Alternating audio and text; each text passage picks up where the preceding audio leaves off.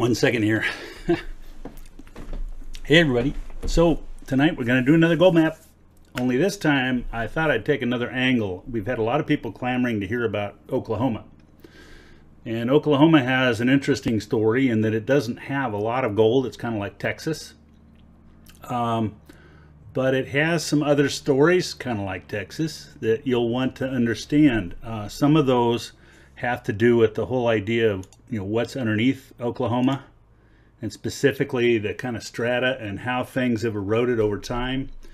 And the very thing that they have that they're rich in, like Texas, is oil. So there's an awful lot of sedimentary material down there that's formed these traps for oil. And connected with that is the history that goes into those strata. And so I want to get into that just for a moment, because it plays a role in why and where you find gold, and also where you might find gold in the future. So this is something important. Of course, all of this is brought to you by the government gold maps down below. So sourdoughnminer.com GGM, check it out. That's the strategy and the method that I use for doing these maps, and it goes into more than just using the map tool. I mean, that's pretty straightforward. It's the okay, what am I looking for here, Jess? What am I trying to find, and how do I get started finding gold? And this is the tool I use just to peek and to get a good strategy. But it isn't just about gold, and that's why tonight's story is so interesting. Because what I thought I would do, instead of just going down the route of talking about a handful of gold sites, which you can see on this map right now, let me zoom in a bit. So you can see these guys. Here's the Parker Prospect, Wolf Ridge, Payton Southwest, Burwell Prospect. So these are all there, and that's all great, but it's kind of a letdown until you ask yourself what other minerals or metals would go with gold. And so you want to ask that every time you're doing this little trick, and that's part of what I bring up in the GGM. So let's take a look at that. I want to check right now to see how you guys are doing online. Make sure we're getting make sure my voice is coming through and everything's loud and clear. So let me know and put a comment down below. And not just, yeah, I'm hearing you, but hey, this sounds interesting. That'd be kind of cool. Or better yet, hey, I want to share this with my friends, because that's something that we want to do too, is share this knowledge around the web and let other people who have an interest in not just Oklahoma, but any flat spot, because that's kind of the story here, is flat spots with lots of oil have very similar properties. Remember, we were talking about the West, where we had all that Horst and Graben stuff about a month and a half ago. Look up the videos on both YouTube and on Facebook. But you'll find that I talk a lot about that. Well, in this area, we're talking about a different kind of topology. And so we're getting into this thing of, well, these have anticlines and synclines and gold, or not gold, but oil traps. But what does it mean for gold? So we're going to talk a bit about that right now. But I thought it might be interesting to kind of have you guys pipe up about what it is that you see in this whole storyline. Because remember, what we're going to be doing here right now is going over to this and talk about gold, AU, copper, nickel, and Oklahoma. What do they have in common? And so right now, I just want to check, make sure we're broadcasting. Testing, 1, 2, 3. There we go. Hey, we're on. And we have 9 comments already, and 16, 18 people-ish, kind of up and down. Hey, Charles is there. Hey, Charles, how you doing? Justin, good to see you guys. And Justin says, loud and clear. Sound is good. Bob Sheasley, he's on again. Okay, always good information, says Justin. So we are going to go to the story of the night. And there I go, throwing that phone again. Kind of awkward. I don't really, never mind. You don't need to know, and you don't want to know. You want to know about gold. Okay, I got it.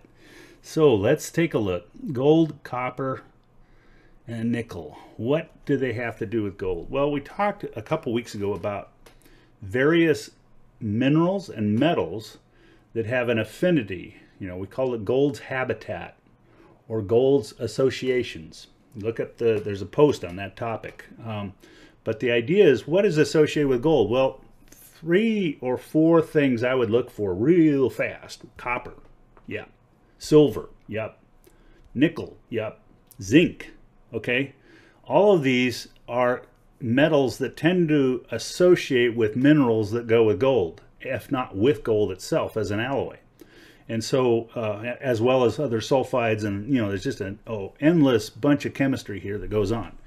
And that's my chemistry background. So when you look at geochemistry specifically, you're looking at the rocks and mineral habitats, habits, and so forth, all the crystals and all that good stuff, to tell the story about what specific form of a particular element you're looking for.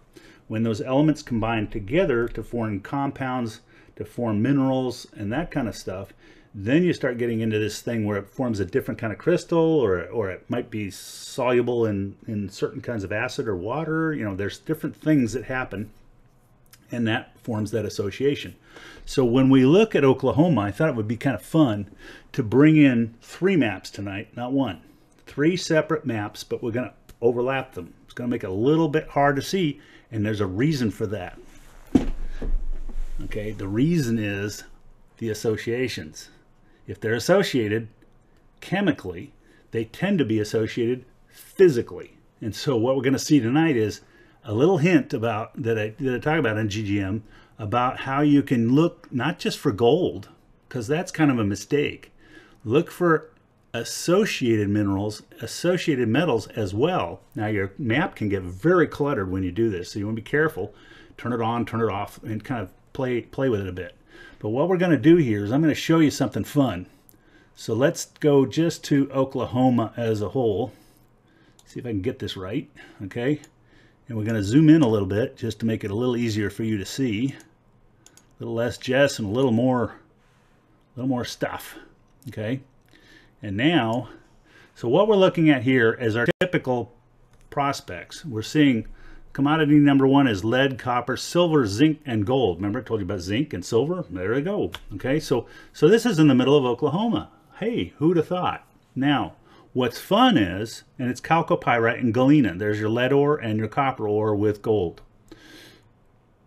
That's a fun prospect. Now this one is another one. It's copper, silver, and gold with chalcocite, malachite, and silver. So a lot of copper ores here.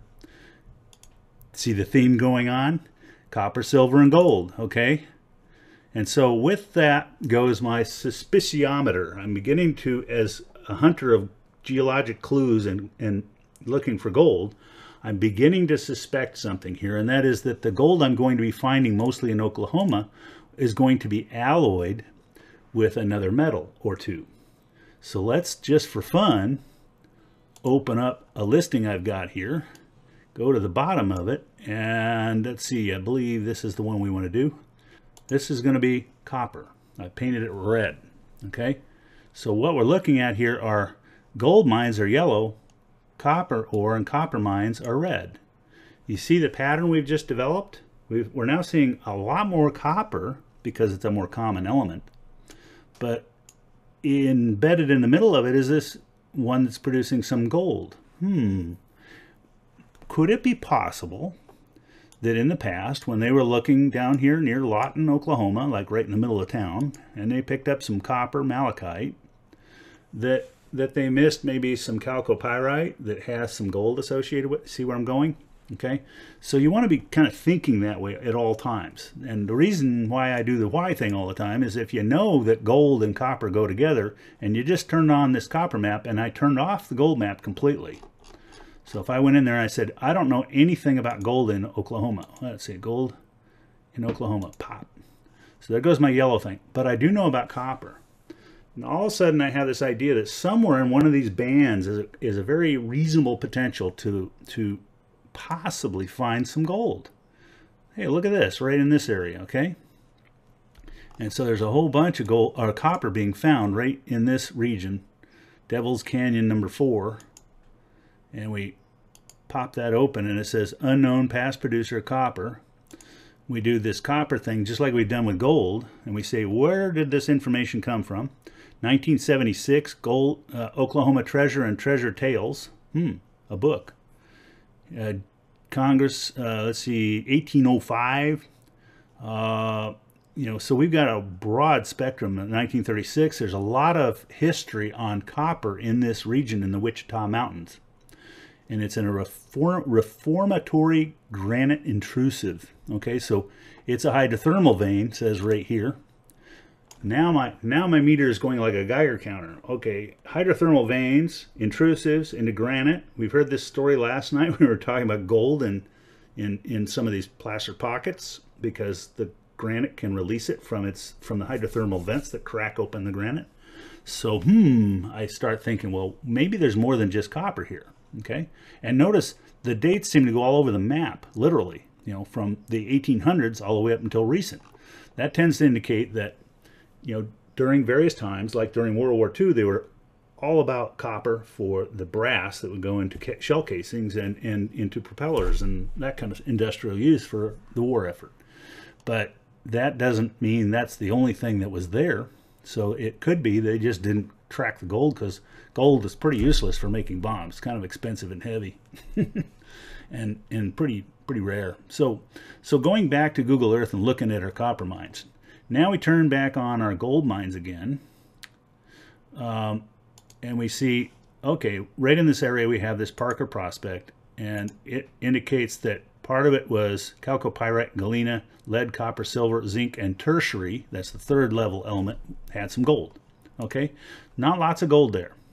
But I also noticed the Parker prospect, when I opened it up, a piece of it was gold related, and a piece said lead, copper, silver, zinc, gold. Well, okay, so I didn't open it up quite right. It would just say that it was related to copper.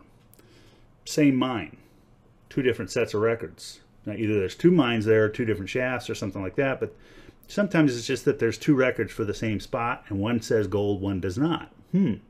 That's the thing I'm trying to talk about here. It may or may not indicate that there's gold there. If there's an associated mineral and there's enough of it, like silver or copper and silver, I'd start sniffing for gold real hard, because it could very well be that you just have a lower level of gold, or they just missed it. Now, another associated mineral that I thought I'd bring in is nickel. So let's turn off the gold and let's leave the gold on. We're going to turn off the copper, so the red goes off. Nope, oh, that's gold. Red goes off, back out again, and now I'm going to flip on the nickel map. And nickel's kind of funny on this map. It doesn't show up real well. Okay, so now you see the blue X's here. These are all related to nickel. Okay, and so again, it's saying that this one, for example, is the mangum copper prospects. And so buried in here is copper primary. Secondary, it doesn't say what it was. And tertiary was zinc, vanadium, uranium, nickel, cobalt, silver, lead. Probably some gold in there. And when I start seeing this melange, I start asking myself, tellurium, rare earth, you know, because the uranium tends to tell me there's some funniness to what's in this particular prospect. And it could very well be that they didn't dig into it very much. But it shows up as chalcocite and malachite. These are copper ores. And so this copper ore is rich in silver. It could also have a little trace of gold in it. It could also vary that gold. Now, again, 1976, geochemistry and petrology of some Oklahoma red bed copper occurrences. So that's somebody in 76 writing up about copper in there. 1972. And 1974, so a lot of this is recent studies, recent relatively speaking, like that was when I was in college. And so these guys are talking about, don't go there. No, I am not an ancient relic of college. So anyway, it is one of those things that you'll want to get a handle on, is this concept of the associated minerals, using the gold maps for not just gold. Use them for the minerals that go with gold. And for that matter, yeah, platinum group would be fine. I'll take that all day long. Silver, if there's enough of it, you bet. Copper, if there's enough of it, you bet. You see, a gold prospector is going to be, if he's really truly prospecting, he's going to be looking for any kind of valuables. Diamonds, rubies, sapphires, things like that might come into play as a prospect of a different, an associated valuable recovery that you can open up. Think of yourself as an entrepreneur. You're going to open up a big market in something you haven't discovered yet. You're looking for gold. Got it. Number one. Two, you're looking for silver or platinum, something else that might go with gold real quickly and make it a real interesting prospect. And maybe some gems. And you know, after that, you're going to be so busy looking at all these things in rocks and minerals, you're going to get yourself a pile of books like this, you know, Rocks and Minerals of California, and you're going to go hunt these things down and find out where they live in your neighborhood and what they look like. And then once you do, you know, I'm not broadcasting. Oh man, I'm sitting on this one picture the whole time. Go back to Google Earth, and so. There, pretty pictures, okay? Show and tell time. So you're going to get one of these rocks and minerals, and you're going to show what in the world is in your local region or where you're hunting. And then you're going to go digging to see what it looks like. Or you're going to go to mindat.org, mindat.org. Check it out tonight, right now. It's your homework assignment. Look for minerals that go with gold. Look for metals that go with gold and the different things they look like.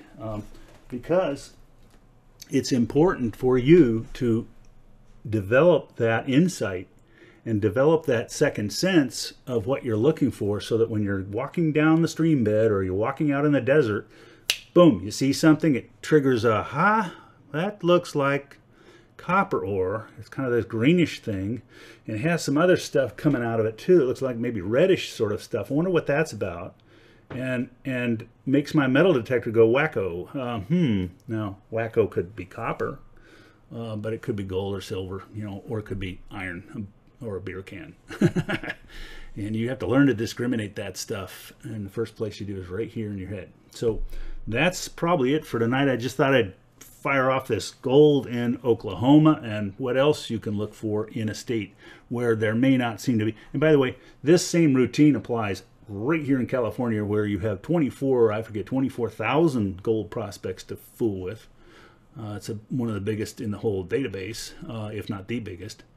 And so what are you going to do with that? And the answer is, well, turn off the gold and turn on some of these other things, because now it clutters it so much to have a lot of things to look at, that when you start piling them all on, like I'm going to do right now when I pile on the copper, boom, you can't see the gold for the copper, for the nickel, for the, you know, pretty soon it just gets very cluttered. Unless, of course, you're zooming right into the exact location the three boys found in their claim right here. And so you can see they got copper and they got nickel.